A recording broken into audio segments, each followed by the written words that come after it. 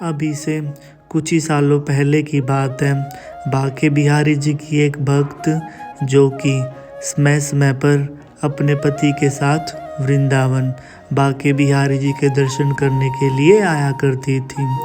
उस भक्त के मन में भाव आते हैं कि क्यों न वह बांके बिहारी जी के रूप में एक छोटे से लड्डू गोपाल अपने घर लेकर जाए और घर जाकर ही उनकी सेवा करें। फिर वह भक्त वृंदावन से एक बहुत ही प्यारे छोटे से लड्डू गोपाल अपने घर ले जाती है। फिर उन भक्त के साथ में जो दिव्य चमत्कार होता है, यह प्रसंग आप भी सुने। हरे कृष्णा, राधे राधे दोस्तों, मेरे YouTube चैनल में आपका स्वागत है। आशा करता हूँ आप सब खुश होंगे, मंगल होंगे। प्रसंग अच्छा लगे तो राधे राधे कमेंट ज़रूर करें। अभी से कुछ ही सालों पहले की बात है। बांके बिहारी जी की एक भक्त जो कि इंदौर से समय समय पर बिहारी जी के दर्शन करने के लिए वृंदावन आया करती थी। उस भक्त के घर में उनके पति, उनके ससुर व उनकी सास भी थी। सारे परिवार के लोग बड़े ही धार्मिक और भगवान में आस्था और विश्वास रखने वाले थे। वह भक्त एक बार अपने पति के साथ वृंदावन बिहारी जी के दर्शन करने के लिए जाती हैं। फिर उस भक्त के मन में भाव आते हैं कि क्यों न वह बिहारी जी के रूप में एक छोटे से लड्डू गोपाल जी अपने घर लेकर जाए। जब मैं वृंदावन नहीं आ पाऊंगी तो अपने बिहारी जी की सेवा घर पर ही करूंगी। जैसा उस भक्त ने सोचा था वह बिल्कुल वैसा ही करती है। एक बहुत ही प्यारे से छोटे से लड्डू गोपाल जी अपने घर ले जाती है। जैसे ही वह भक्त उन लड्डू गोपाल जी को अपने घर लेकर जाती है, सारे परिवार वाले बड़े ही खुश हो जाते हैं और घर ले जाकर बड़े ही चाव और प्रेम से अपने लड्डू गोपाल जी की सेवा करने लगते हैं। वह भक्त अपने लड्डू गोपाल जी का शयन करने का समय 9 बजे का करती है कि हर रोज़ 9 बजे अपने लड्डू गोपाल जी को सुलाया करूँगी। ऐसे ही धीरे धीरे समय गुजरता रहता है।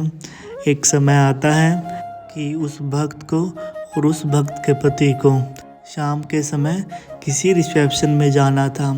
तो वह भक्त शाम के भोग के लिए अपनी सास को बोल देती है कि 9 बजे तक हम दोनों आ जाएंगे तो हम आकर लड्डू गोपाल जी को माँ जी सुला देंगे। आप भोग लगाकर बेशक से सो जाना। आप लड्डू गोपाल जी के सोने की चिंता मत करना। और यह कहकर वह भक्त अपने पति के साथ उस रिसेप्शन में चली जाती है और रिसेप्शन में उन्हें बहुत ही ज़्यादा समय लग जाता है। वह भक्त बड़ी ही परेशान हो जाती है और भावुक हो जाती है और सोचने लगती है कि हमने तो अपने लड्डू गोपाल जी के शयन का समय 9 बजे रखा था और मैंने तो माँ जी को बोला भी नहीं कि वह लड्डू गोपाल जी को सुला दे। माँ जी तो अब तक सो भी गई होंगी और मेरे लड्डू गोपाल जी अब तक बैठे होंगे कि मैया कहाँ है, आज मुझे सुलाने के लिए क्यों नहीं आई। वह भक्त बड़े ही तेजी और हड़बड़ाते हुए जब घर पहुँचते हैं और जैसे ही मंदिर में जाते हैं तो देखते हैं कि लड्डू गोपाल जी तो सो रहे हैं। यह सब देखकर उस भक्त को बड़ी शांति मिलती है कि चलो माँ जी ने आज लड्डू गोपाल जी को सुला दिया। वह दोनों भी अपने कमरे में जाकर सो जाते हैं और जब जैसे ही अगले दिन वह भक्त और उसके पति उठते हैं तो वह अपनी सास के पास जाती हैं और उन्हें कहने लगती हैं कि माँ जी कल हम लेट हो गए तो इसलिए मैं आपको कहना ही भूल गई कि आप लड्डू गोपाल जी को सुला देना। तो उस भक्त की सास उन्हें बताती है कि मैं तो भोग लगाकर सो ही गई थी। तभी अचानक से मेरे सपने में एक बच्चा आया जो कि बड़ा ही प्यारा, बड़ा ही सुंदर था और रो रहा था। जब मैंने उसे उसके रोने का कारण पूछा तो वह मुझे कहने लगा कि मेरी मैया आज मुझे सुलाना भूल गई है। और फिर वह दौड़कर हमारे मंदिर की ओर चला गया और तभी अचानक से मेरी आँख खुलती है और मैंने देखा तुम लोग अभी तक नहीं आए हो और 9:05 हो चुकी है। तो मैंने मंदिर में जाकर अपने लड्डू गोपाल जी को सुला दिया। अपने लड्डू गोपाल जी का यह चमत्कार देखकर वह भक्त भी भावुक हो जाती है और मंदिर में जाकर अपने लड्डू गोपाल जी को अपने हृदय से लगा लेती हैं। तो दोस्तों, जिस प्रकार से भक्त अपने भगवान को रखता है, उनके सोने का समय रखता है, वैसे ही उनके भगवान भी उसी समय में ढल जाते हैं।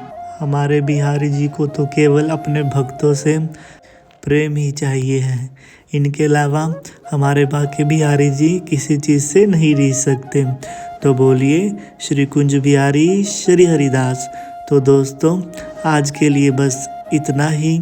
यदि अगर आपको मेरी वीडियो अच्छी लगी है तो वीडियो को लाइक कीजिए, चैनल को सब्सक्राइब कीजिए और राधे राधे कमेंट ज़रूर करें। मिलते हैं अगली वीडियो में, तब तक के लिए हरे कृष्णा, राधे राधे।